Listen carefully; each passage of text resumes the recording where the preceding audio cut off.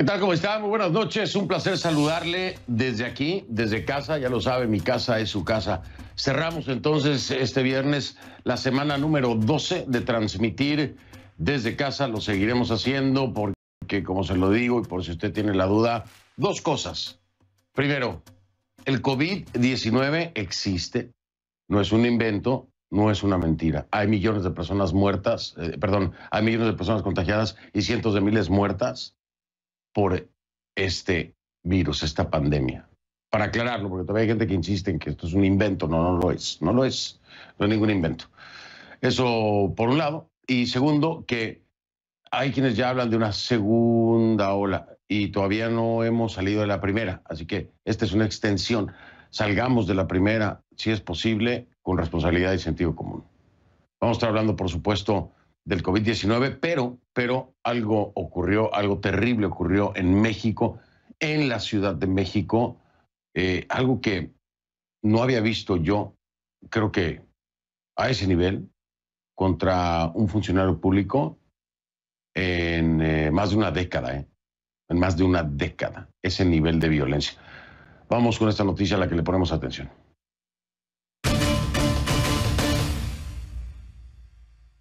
Ya le decía yo que la Ciudad de México amaneció este viernes marcada por la violencia, un hecho que yo no tengo recuerdo haya ocurrido contra un funcionario de gobierno en la Ciudad de México en al menos una década. Le estoy hablando del secretario de Seguridad Ciudadana de la capital, que es Omar García Harfuch. Sufrió un atentado contra su vida, por supuesto, con pues todo el despliegue de lo que pudiera, sin duda alguna, ser un cartel del narcotráfico con armas de alto poder, bien organizado y esperando el momento. Él corrió con suerte. Él corrió con suerte porque fue herido, pudo haber perdido la vida, está fuera de peligro afortunadamente, y en este feroz ataque, dos policías no corrieron con la misma suerte, dos policías murieron, dos policías que lo custodiaban, y una civil, una pobre mujer que simplemente pasaba por el lugar. La Fiscalía General de Justicia de la ciudad informó que ya hay 12 sospechosos detenidos. Pero vamos en vivo hasta la Ciudad de México con nuestro Rey Rodríguez, que nos tiene más información y los hechos más recientes en torno a esto, que ahora se ha convertido precisamente en investigaciones. Apuntaban precisamente Rey Rodríguez al narcotráfico, presuntamente un ataque cometido por el cartel Jalisco Nueva Generación. Pero ¿qué sabemos, Rey? ¿Cómo estás? Buenas noches. ¿Qué tal, Fernando? Un saludo, un gusto saludarte. Y bueno, tú lo dices muy bien porque recordarás, el atentado ocurre a cerca de las 6:30 de la mañana en este barrio residencial, allá en Lomas de Chapultepec, cuando el secretario de Seguridad Ciudadana, Omar García Harfuch, sale con rumbo al centro de la ciudad, y ahí en la emblemática Avenida Reforma es interceptado por varias camionetas con hombres armados con armas de alto poder y armas largas. Y bueno, ahí finalmente se da esta balacera que pues deja como saldo, como tú bien decías, 12 personas muertas, dos de sus escoltas muertos y una civil, una mujer ajena a este evento, que también muere. Hay 5 personas heridas, 3 de ellas policías, 2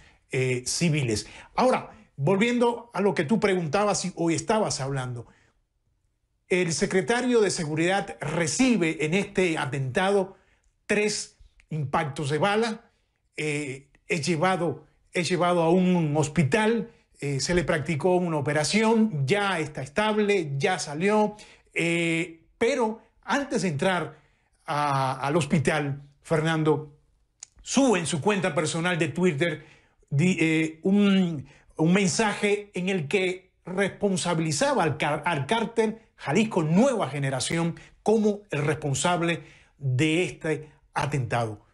Poco después, en una conferencia de prensa, Alfonso Durazo, el secretario de Seguridad Federal, a una pregunta expresa de los periodistas sobre este tuit, este mensaje que había mandado el secretario Omar García, pues dijo que pues es una hipótesis, hay líneas de investigación, esto es una hipótesis que no se descarta, por supuesto, y dice también dos cosas importantes. Por un lado, de que teniendo en cuenta el poder de fuego, y ahí están las imágenes, tanto la que vimos de las cámaras de seguridad, como también después las fotos y los videos de cómo quedó la camioneta donde viajaba el secretario de Seguridad, Omar García, pues decía, con este poder de fuego, pues todo hace indicar que es una organización criminal,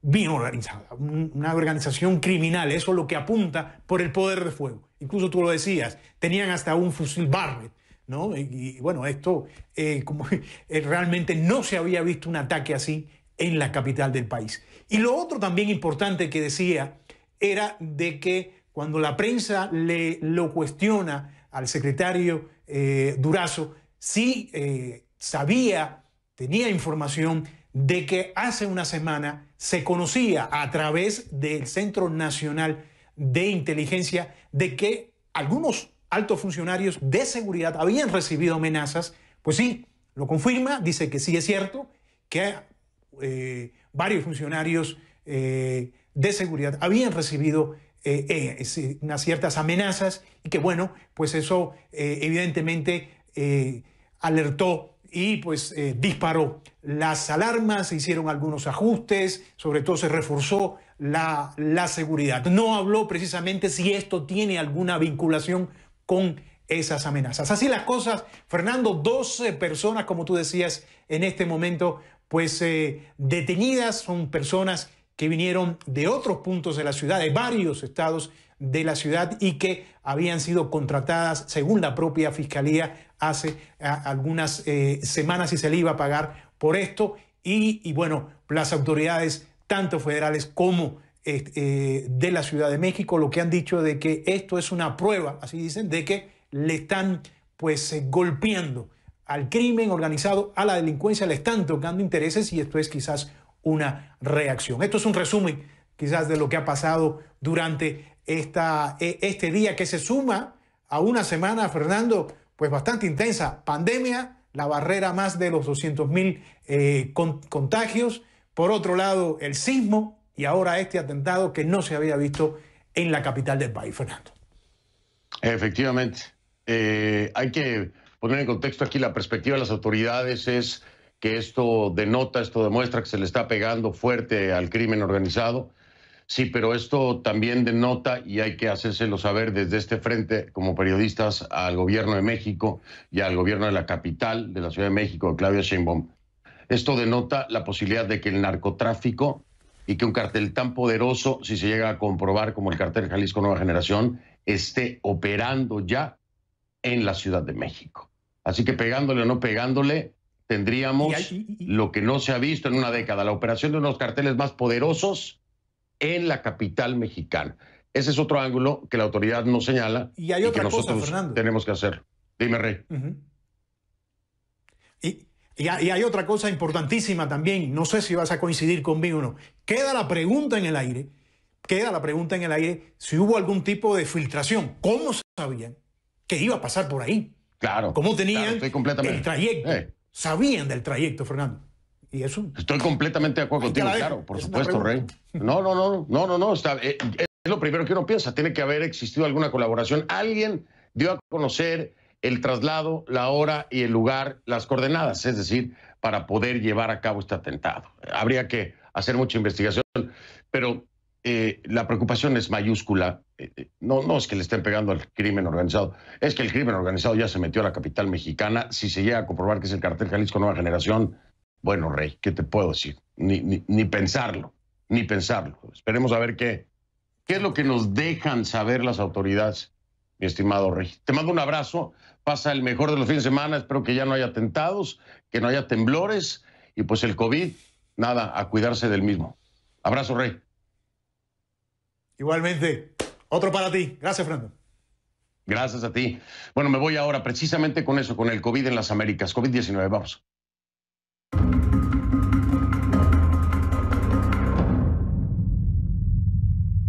Hoy continuaremos hablando de Honduras, así que a partir de este momento la etiqueta es numeral Conclucovid Honduras 2, con el número 2. Conclucovid Honduras 2, @soy F del Rincón, la cuenta en Twitter, @soy F del Rincón, la cuenta en Twitter. La única cuenta que tengo, se lo quiero dejar claro, es esa, en Twitter, @soy F del Rincón, esa es la única cuenta que tengo. Cualquier otra cuenta, no le haga caso, pero absolutamente. @soy F del Rincón, Conclucovid Honduras 2. Es la etiqueta. Vamos a hablar de eso más adelante. Le voy a dar un contexto de qué es lo que está pasando, ¿no? En los países como Brasil. Vamos a iniciar por ahí, si le parece. Jair Bolsonaro, el presidente, que bueno, no le gusta la idea de usar una mascarilla en público, ¿no? Ya le había dicho yo que un juez federal le había ordenado utilizar una máscara protectora amparándose en un decreto emitido por el gobierno del Distrito Federal el 30 de abril. Sin embargo, Bolsonaro decidió apelar el fallo. Imagínense usted, debe tener mucho tiempo libre Bolsonaro, ¿no? Para estar apelando un tema como el uso de la mascarilla en medio de una pandemia en donde su país está de lo peor. Para él, para Brasil, para Bolsonaro, para el presidente de Brasil, la obligación de utilizar la mascarilla representaría una grave interferencia del Poder Judicial. Qué obsesión, ¿no? Yo digo, el objetivo no es otro que tratar de frenar la propagación de la pandemia. Algo que evidentemente, bajo su liderazgo, presidente Bolsonaro, Brasil está muy lejos de lograr. Por algo será, ¿no? Esto está sucediendo hoy viernes. Curioso, si se tiene en cuenta que el jueves mismo usted rinde homenaje a los muertos por el COVID-19 en su país. Mire usted en casa.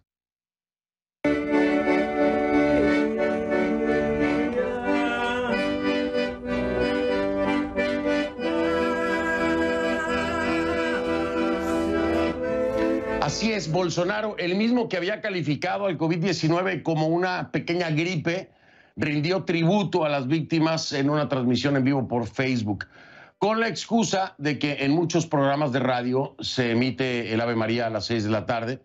Le pidió al jefe de la Agencia Estatal de Turismo que tocara el acordeón con esta canción precisamente, con el Ave María. Cuando el funcionario terminó, casi como dando vuelta a una página, decidió entonces hablar de economía. Todo esto apenas momentos después de decir que él mismo podría haber contraído el virus. De hecho, se hizo la prueba 2 veces y en ambas ocasiones el resultado fue negativo. Dijo, algunos creen que ya lo contraje. Yo no sentí nada, no lo sé. Eso fue lo que dijo el presidente de Brasil. Ya había minimizado, por supuesto, la grave situación antes, cuando dijo que por su historial de atleta, si se contagiaba, sería como mucho una gripecita. Son incomprensibles las declaraciones en medio de la dramática crisis sanitaria que vive su país, señor presidente, y usted estar peleando a nivel legal por el uso de la mascarilla. ¿Pero que usted todavía tiene duda? ¿Tiene duda de lo que está pasando en Brasil, del COVID, del daño, del mal manejo? ¿Duda usted incluso de haber contraído este virus mortal? No tiene ni idea. Un juez le ha ordenado no solo que se proteja, sino que cuide a los demás.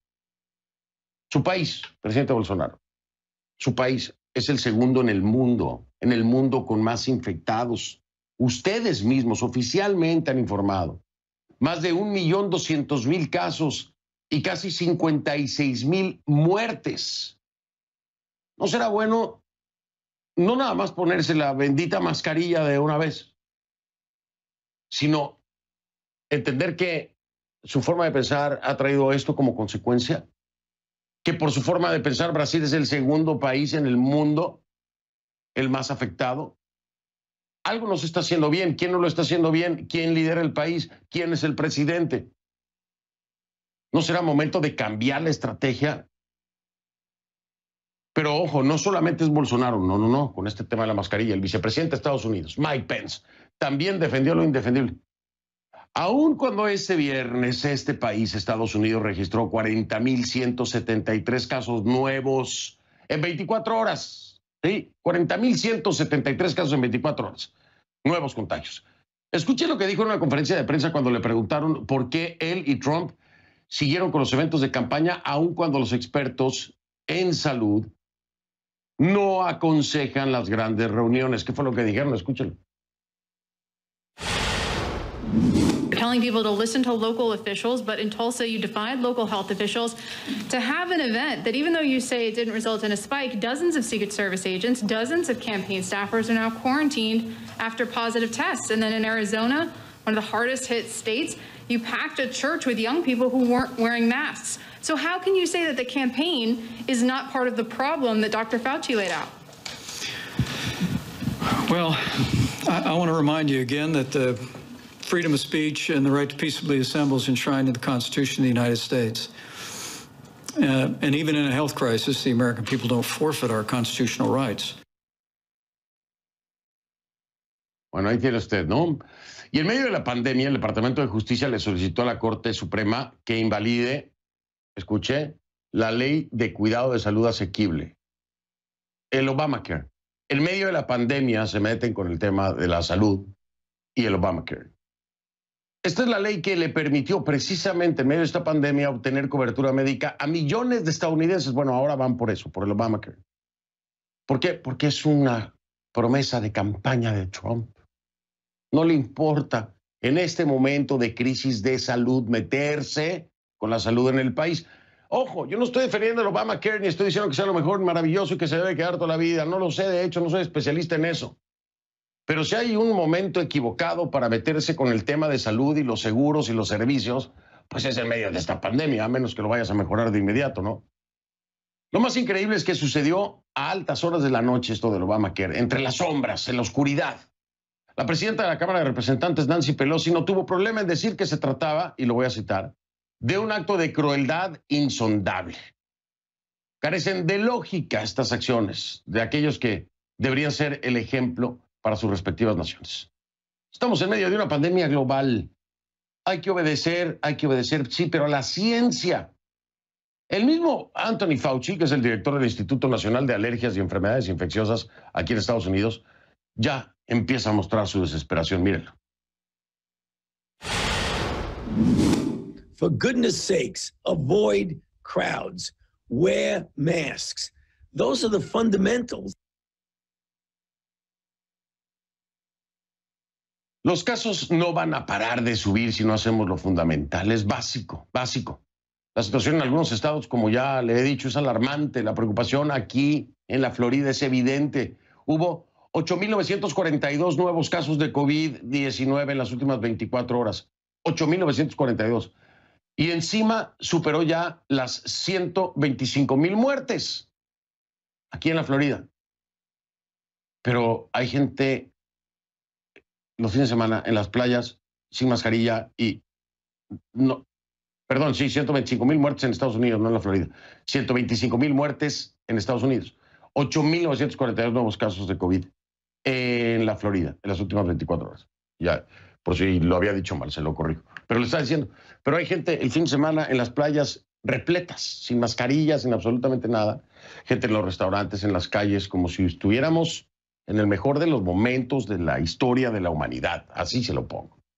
Pero incluso este señor, el alcalde de Miami, Francis Suárez, que estuvo aquí en el programa, él ya adelantó que el lunes podrían tomar una decisión quirúrgica para tratar de frenar la propagación del virus. Y le decía yo ayer, me extraña que el alcalde Francis Suárez no haya dicho, ¿saben qué, Miami-Dade? Se van todos para su casa de nuevo, porque no supimos hacer lo que teníamos que hacer. Que no sería nada malo, se lo digo. Y me sospecho que eso será lo que escucharemos la próxima semana, se lo adelanto. Me sospecho que vamos a tener que regresar a una cuarentena obligatoria. Porque esto no para y la gente no entiende.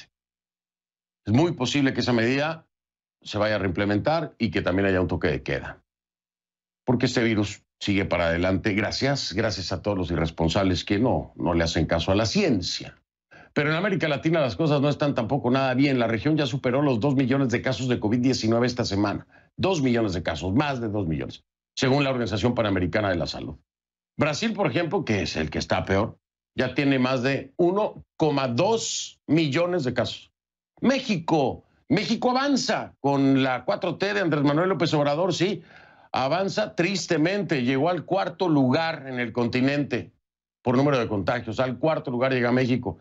Y Colombia que iba aparentemente bien, tiene un número récord de muertes diarias. Las cosas empiezan a complicar para Colombia. Vamos precisamente a revisar rápidamente las cifras de la pandemia en América y el Caribe.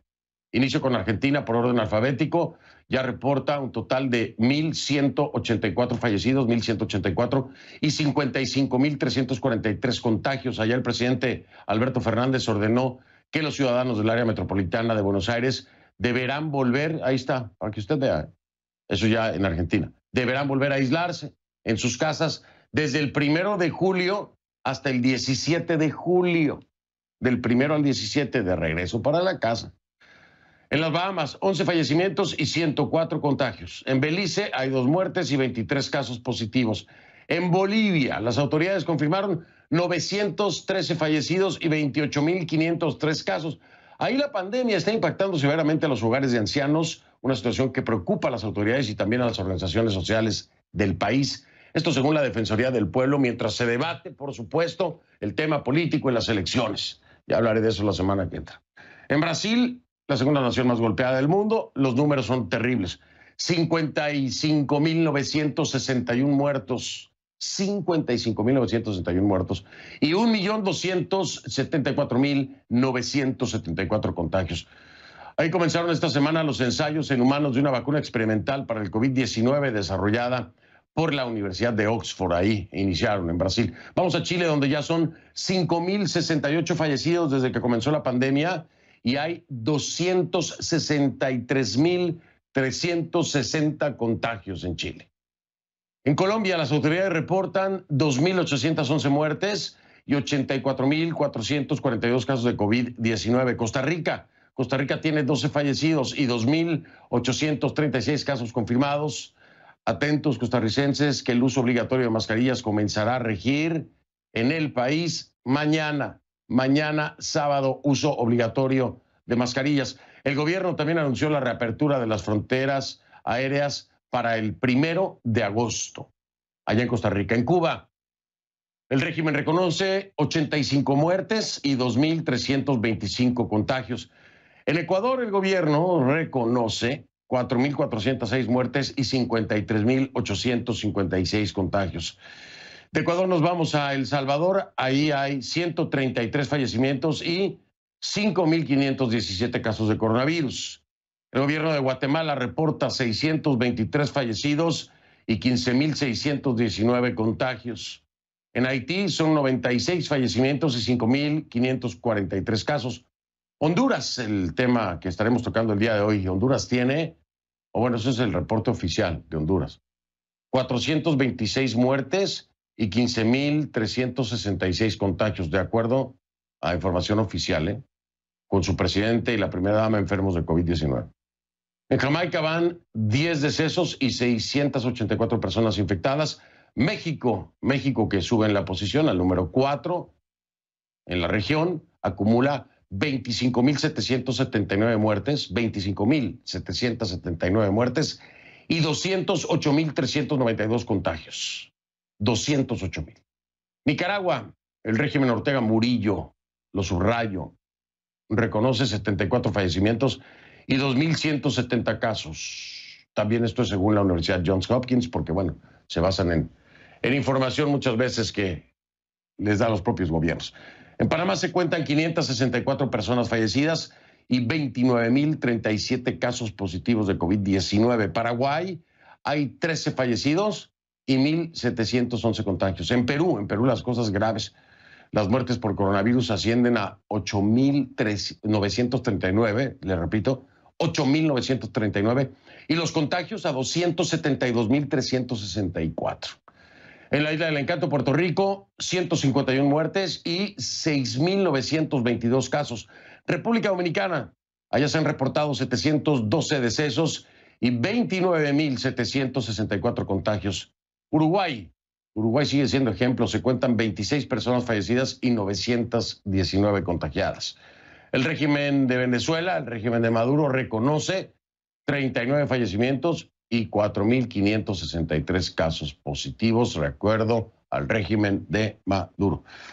Pues ya ve, las cifras hablan por sí mismas. Latinoamérica no tiene controlado el COVID-19.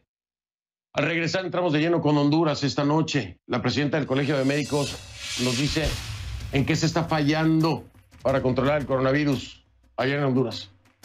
Ya regreso.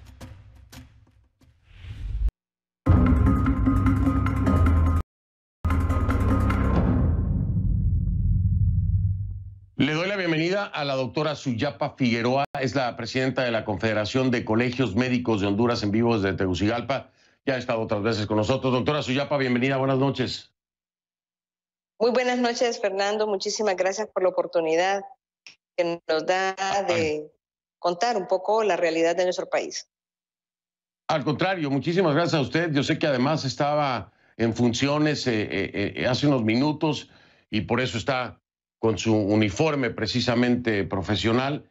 Quiero agradecerle, reconocer el esfuerzo, el trabajo de usted y todos sus compañeros. Se lo digo cada vez que tengo algún miembro del sector salud en el programa, les digo, para mí son héroes, y se lo quiero agradecer, lo quiero reconocer y lo hago públicamente siempre. Doctora Suyapa, hay temas muy puntuales que ha compartido con nosotros y estos temas nosotros tratamos de encontrar una respuesta con el Ministerio de Salud a lo que también ha sido reportado por una organización que se está encargando de monitorear precisamente el tema del COVID, el Consejo Nacional Anticorrupción. Pero quiero dejarle saber a nuestra audiencia y a usted que de nueva cuenta el Ministerio de Salud y su titular no nos dieron respuesta, porque no sé por qué, pero no nos dieron respuesta. Entonces estoy esperando a ver si salen a decir otra cosa, porque aquí parece que ni los hospitales móviles ni la ministra de Salud, en fin. Doctora, empecemos, si le parece, con algo que a mí me preocupó mucho, que ayer me estaba diciendo el titular del Seguro Social, que no se estaban utilizando los respiradores mecánicos porque no hacían falta, que no eran parte del tratamiento, pero por otro lado veo que llegaron ventiladores mecánicos que están almacenados en una bodega, que no son los correctos, que están incompletos y que ustedes no los pueden utilizar, doctora Suyapa. ¿Cómo es esto?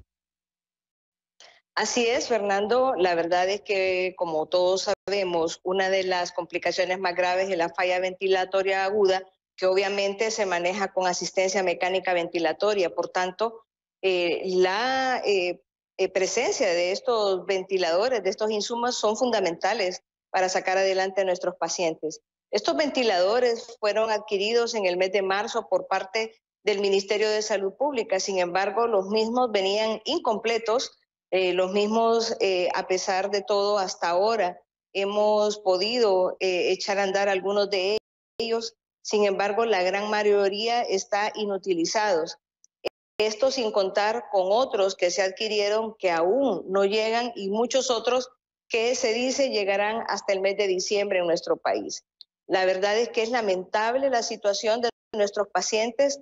Una de las carencias más graves que tenemos es de poderles una red de oxígeno que les pueda suministrar oxígeno a nuestros pacientes que llegan en condiciones graves a los centros hospitalarios y que definitivamente no podemos aliviar esta necesidad tan urgente de nuestros pacientes. Esto obviamente desespera al personal de salud, se sienten ofuscados porque la labor, solamente la condición de los pacientes es delicadísima. Y a esto se suma la falta de estos insumos fundamentales para poder aliviar esa necesidad tan urgente que tienen los pacientes en los diferentes centros hospitalarios del país. Fíjese que me quedo pensando ahora que la escucho, la gran contradicción y lo absurdo de lo que ayer precisamente me decían del Seguro Social, de que lo que pasa es que no se están utilizando los ventiladores porque no son parte del tratamiento para el COVID, como ya se ha descubierto, no sé qué. Y yo digo, bueno, pero si entonces los compró el Ministerio de Salud, pues si los compra el Ministerio de Salud, entonces el Ministerio de Salud piensa que es parte del tratamiento, pero entonces el Seguro Social dice que no debe ser parte del tratamiento. Entonces yo le pregunto, doctora Suyapa, además de que están ahí en la bodega, que no se pueden utilizar, ¿se tiró el dinero a la basura entonces? Bueno, en realidad eso es lo que nosotros hemos visto. Desde un inicio, suficiente teníamos ya con la pandemia, con la gravedad de esta situación. El manejo de la pandemia ha estado caracterizado por la falta de transparencia, por la incertidumbre en cuanto a compras, en cuanto a equipo de protección personal, que ha sido insuficiente con los insumos como ventiladores mecánicos, con la falta también de transparencia en la compra de los hospitales móviles. En este momento, en el Seguro Social incluso está colapsado. No es cierto que tengan solvencia para el manejo de los pacientes. Lástima que nosotros podemos hacer llegar imágenes en donde los pacientes en el Seguro Social están en colchonetas en el suelo. Así que las realidades que se cuentan en este momento son distintas a lo que verdaderamente vive nuestro pueblo en las situaciones en las que está colapsado absolutamente los sistemas, tanto público, privado como Seguro Social. Eso al menos ayer sí me lo reconocieron, que están completamente rebasados ya en el tema de capacidades. Doctora, déjame marcar una pausa. Le voy a pedir un favor, a ver si tiene alguien por ahí cerca, porque esto es muy particular. Siempre que Conclusiones toca Honduras, parece que hay algún tipo de, no sé, de coincidencia con cadenas nacionales en el país. A ver si tiene por ahí alguien cerca en lo que voy a la pausa, para que me diga si es cierto que en este momento el gobierno tiene una cadena nacional de televisión, justo cuando estamos hablando de Honduras y hablando con usted. A ver si me lo puede confirmar. Me dice después de la pausa, doctora, si tiene alguien cerca para saber esta gran coincidencia. Es increíble. Ojalá que no sea así. Hoy una pausa. Regreso, sigo con la doctora Suyapa.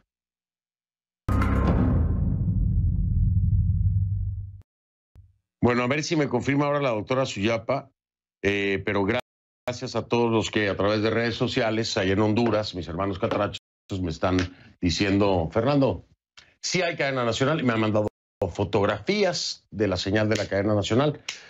Casualmente y en coincidencia con esta entrevista con Suyapa Figueroa, que es la presidenta de la Confederación de Colegios de Médicos de Honduras y que está hablando claramente de las grandes carencias y errores que se han cometido por parte del gobierno de Juan Orlando Hernández.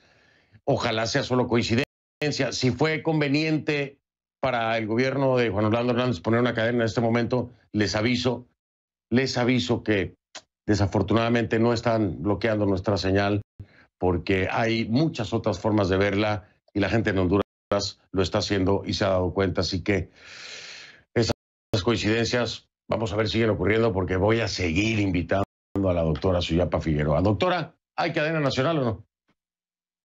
Hay cadena nacional, sin embargo, como usted bien lo dice, la gente en este momento está buscando vías alternas para poder ver, porque la cadena nacional verdadera está con CNN en este momento. Gracias, doctora Suyapa. Eso aparece en redes sociales, al menos. Ahí les encargo a mis hermanos catrachos. La etiqueta es numeral Conclu COVID Honduras 2. Conclu COVID Honduras 2. Denle duro para ponerla en primer lugar, nada más para que sepan la cadena, ¿no? Doctora, hubo un intento o había una intención supuestamente por acondicionar el Instituto Nacional Cardiopulmonar para que fuera un hospital COVID. ¿Qué pasó con eso? Cuénteme un poco, por favor. Bueno, lo que ha sucedido con todos estos centros hospitalarios es que no se les ha dotado del presupuesto suficiente, a pesar de la enorme cantidad de fondos destinados para atender la pandemia. Los centros hospitalarios se han quedado sin presupuesto para poder ampliar la posibilidad de atención. El Instituto Nacional Cardiopulmonar es uno de los principales hospitales que está atendiendo pacientes. Sin embargo, en vista de la reducción de presupuesto, pues su capacidad para poder atender a los pacientes es limitada. Lo mismo ha sucedido con el Hospital María, que es otro centro hospitalario es un hospital creado para atención pediátrica, y lo mismo ha sucedido con el Hospital San Felipe. Prácticamente estos tres hospitales han rebasado, y el Hospital Escuela, que no era un hospital para atender pacientes con COVID, en este momento tiene más de 250 pacientes. Yo le puedo casi asegurar que es el hospital que más pacientes en este momento tiene con COVID-19, así que realmente es otro centro hospitalario que se quedó sin presupuesto y apenas está haciéndose las gestiones para pasarle un aproximado de 102 millones, según lo que nos decía la ministra en una reunión para poder atender a estos pacientes con COVID. Lo cierto es que la corrupción que ha habido, la falta de interés por el gobierno, la improvisación excesiva en el manejo de la pandemia, la falta de un equipo que tuviera los conocimientos técnicos y la capacidad de poder gerenciar esta pandemia es la que nos ha llevado a la cantidad de desatención de la población hondureña y obviamente como consecuencia la muerte de muchos ciudadanos. Doctora Suyapa, hay muchos otros detalles y datos más, como por ejemplo el cómo a través de esta dependencia de gobierno, Invest H, se pagan ciertas cosas y no llegan, como los ventiladores, por ejemplo, en su totalidad, los hospitales móviles, que ya sabemos la investigación que se lleva a cabo, porque quién sabe por dónde se están moviendo los hospitales móviles. Pero usted, doctora Suyapa, tiene contacto o comunicación con la titular del Ministerio de Salud. ¿Ha hablado sobre todo esto y qué respuestas le dan en torno a todas estas irregularidades o presuntas, por términos legales, presuntas irregularidades que se están manejando? ¿Qué le dicen? Bueno, ellos dicen que están en investigaciones, que se van las compras de los hospitales sí se llevaron, que están en la espera de que lleguen esos hospitales móviles. Sin embargo, la verdad es que todo desde un inicio ha sido un error tras otro. Desde las pruebas que se adquirieron también hubo mucha incertidumbre, trajeron 26,000 pruebas que venían sin posibilidad de utilizarse en vista de que no había la capacidad para procesar esas muestras, esas 26,000 pruebas que donó el Banco Centroamericano. Luego siguió lo del equipo de protección personal, luego siguió lo de los hospitales móviles, inicialmente lo de la falla en la compra de los ventiladores mecánicos que se adquirieron. En fin, todo ha sido con una cantidad de errores y de falta de transparencia y corrupción, según lo que ha demostrado los 6 informes del CNA, que es una instancia de la sociedad civil que investiga casos de corrupción y que han sido muy amplios en este tipo de informes que se han dado a conocer. Así es, llevan, si no me equivoco, llevan 5 entregas de seguimiento en documentos en los que dejan asentado el manejo de presupuesto, lo que ha pasado con los respiradores, lo que ha pasado con la adecuación de lugares precisamente para dedicarlos a tratamiento de COVID. En fin, ese es el Consejo Nacional Anticorrupción, que es una institución civil, que es una organización civil, perdón, no una institución de gobierno. Doctora Suyapa, me tengo que ir. Estoy a la expectativa de que en esta cadena nacional el presidente Juan Orlando Hernández o alguien de su gobierno pues esté hablando concreta y puntualmente de dónde están los hospitales móviles, de qué pasó con el dinero de los hospitales móviles, de cuándo van a llegar y de quiénes son los presuntos responsables, que de eso esté hablando en la cadena nacional. Digo, para que valga la pena la cadena nacional, digo yo. Entre otras cosas que quiera hablar, pero ojalá lo incluya Juan Orlando Hernández en esta cadena nacional. Lo dudo mucho. Y ministra, doctora, y a la ministra, si la ve por ahí a la ministra de Salud, dígale que a ver si en la semana que entra deja su agenda hasta las 10 de la noche para que me acompañe, porque como tiene la agenda hasta las 11, pues no le da tiempo a estar conmigo. A ver si me ayuda, ¿no, doctora Suyapa? Por supuesto, y bueno, la verdad es que la gente aquí en este país está muy indignada. Creo que nosotros ya llegamos al límite de tolerancia para un gobierno que ha demostrado su incapacidad, pero sobre todo su grado de corrupción, que es lo que nos tiene en este momento peor incluso que la pandemia misma, y obviamente va a haber respuesta de la población ante tanta corrupción. Ya lo creo que sí, doctora. Muchas gracias, le mando un fuerte abrazo, cuídese por favor y de nuevo, pues nuestro reconocimiento total por todo el trabajo que hace usted y todos sus compañeros. Gracias, doctora Suyapa. Un abrazo para todos ustedes. Un abrazo, la doctora Suyapa Figueroa es la presidenta de la Confederación de Colegios Médicos de Honduras en Vivos de Tegucigalpa. Hago una pausa, regreso, me parece, estoy confirmando, parece que tengo una noticia en rompimiento. Ya vengo. El gobierno de Estados Unidos debe liberar a los niños migrantes que permanecen detenidos en los centros de detención familiar.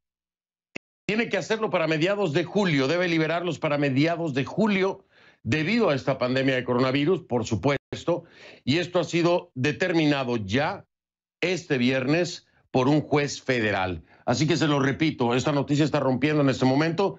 El gobierno de Estados Unidos está obligado a liberar a los niños migrantes que permanecen detenidos en estos centros de detención familiar para mediados de julio, debido a la pandemia, dictaminado así ya por un juez federal. Así que tendrán que asumir esta orden.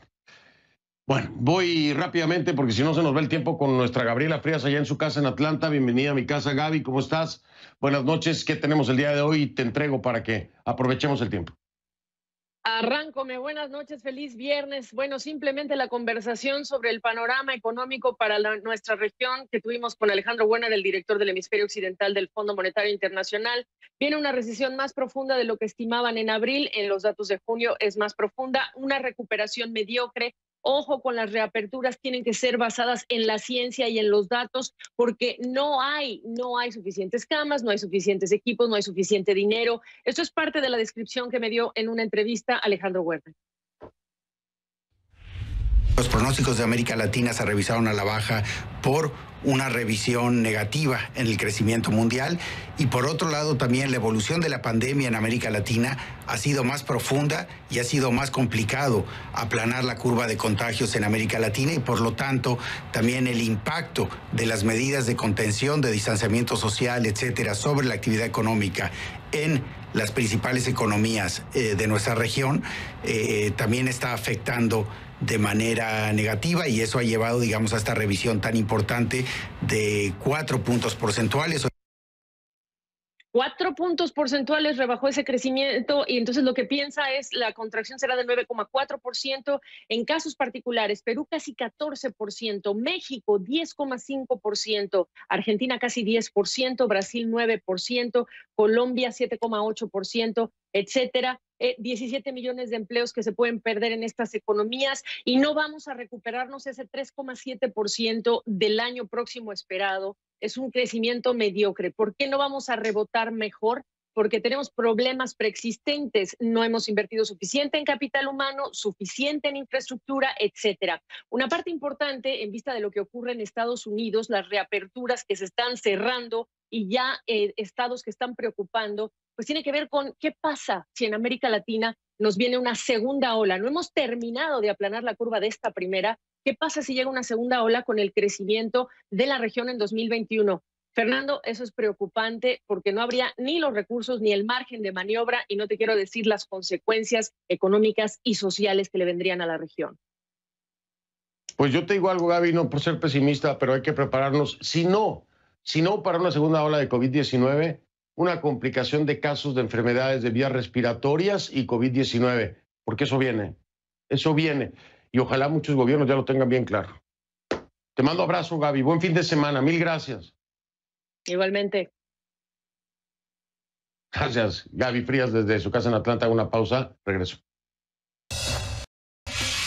En redes sociales los espero en Instagram, F del Rincón. F del Rincón, esa es mi cuenta en Instagram. Ahí los veo, gracias.